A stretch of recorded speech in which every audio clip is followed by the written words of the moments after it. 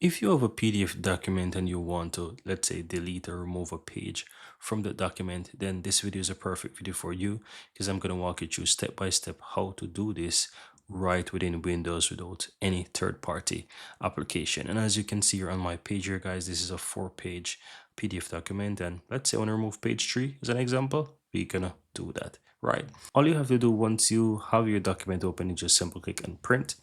Anywhere where you have the PDF document, you want to click on print and you want to select the destination as Microsoft Print to PDF.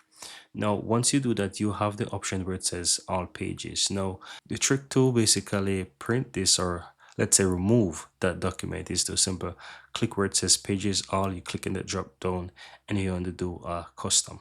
And once you do the custom, you want to add the pages that you want and exclude the pages that you don't. So let's say we have page 1, then you use comma, page 2, comma, we don't want page 3, so we want page 4, right? So 1, 2, and 4, you can just separate them by commas and just go ahead and click on print.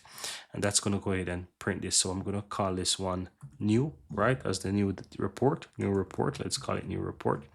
And you will see that it basically have 3 pages.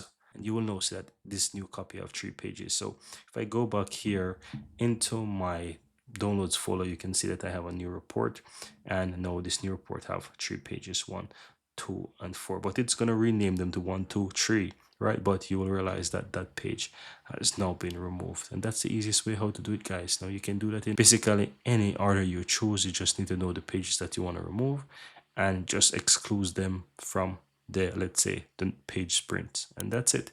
Very easy and very simple.